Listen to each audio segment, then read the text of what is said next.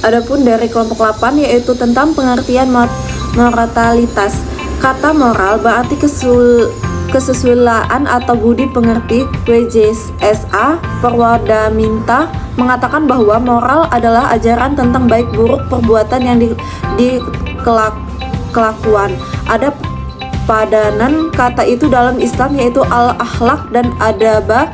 Menurut Al-Ghazali, akhlak merupakan tabiat jiwa yang dapat dengan mudah melahirkan perbuatan-perbuatan dengan perawatan tertentu secara serta merata tanpa pemikiran dan pertimbangan.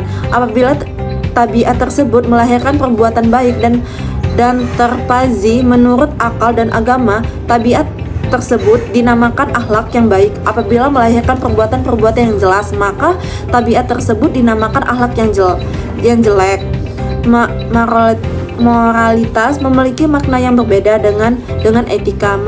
Moralitas dipandang sebagai ajaran, wajangan, patokan baik itu secara tertulis maupun lisan. Terkadang bagaimana manusia harus hidup dan bertindak agar dapat menjadi manusia yang baik. Dalam filsafat Durkheim, moralitas merupakan fakta sosial yang khas dan hanya hidup dalam suatu masyarakat. Dalam artinya, moralitas hanya berbeda dalam konteks sosial yang dipelajari oleh selidiki. Sedangkan menurut Az-Zakiyah derajat, moral adalah kelakuan yang sesuai dengan urutan-urutan atau nilai-nilai masyarakat yang timbul dari hati dan bukan dari luar, yang disertai pula oleh rasa tanggung jawab atas tindakan tersebut.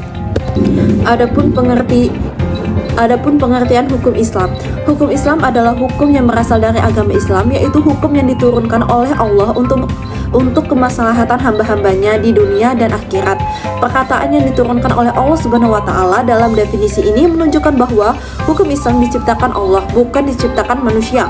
Hal ini karena yang berhak dan berwenang membuat hukum adalah Allah. Allah mempunyai hak prerogatif ini karena entah berhak berwenang membuat hukum adalah Allah yang mempunyai hak prerogatif untuk membuat dan menciptakan hukum, yaitu antara lainnya itu menghalalkan suatu yang mengharamkan antara yang lainnya. Hukum Islam adalah seperangkatan peraturan berdasarkan wahyu Allah dan sunnah Rasul tentang tingkah laku manusia mukallaf yang diakui oleh dan diyakini berlakunya untuk mengikat untuk semua umat yang beragama Islam.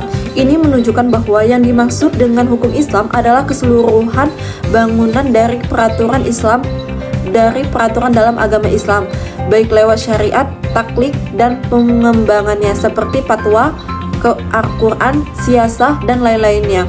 Hukum Islam dalam arti syariah merupakan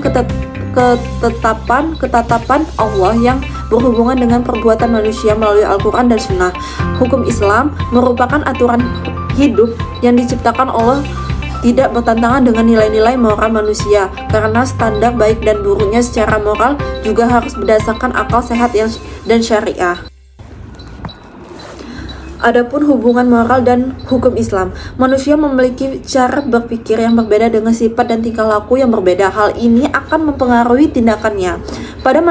Pada masyarakat sederhana yang memadai dan menciptakan ketertiban yang mengarahkan ke tingkah laku masyarakat, kesulitan yang memberikan peraturan-peraturan kepada seseorang supaya menjadi manusia sempurna.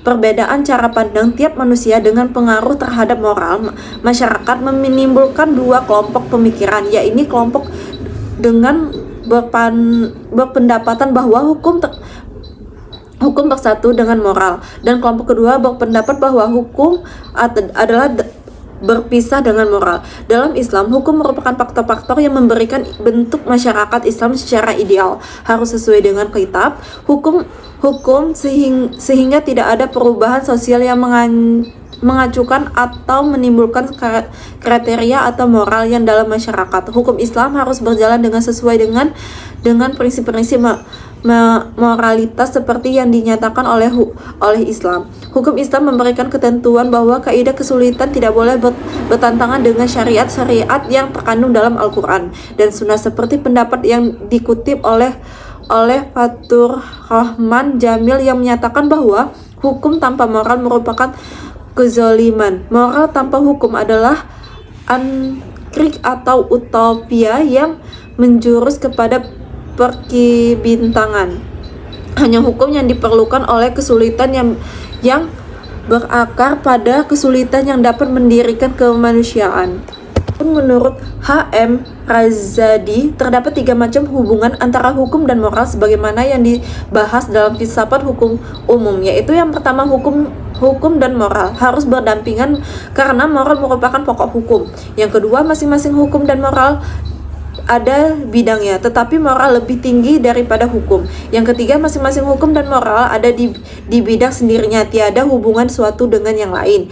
Adapun 4 macam pola hubungan hukum dan moral, yaitu yang pertama, hukuman merupakan bagian dari satu sistem ajaran moral. Yang kedua, hukum merupakan derivasi dan prinsip-prinsip atau kaidah-kaidah moral umum. Yang ketiga, ada persinggungan atau titik singgung antara kaidah hukum dan kaidah moral. Yang seterusnya, tidak ada hubungan antara hukum dengan moral karena kedua bidang itu bukan hanya 2 hal yang terpisah, tetapi juga ada 2 aspek yang berbeda. Baiklah, itulah dari pemaparan materi dari saya. Saya ucapkan terima kasih. Wassalamualaikum warahmatullahi wabarakatuh.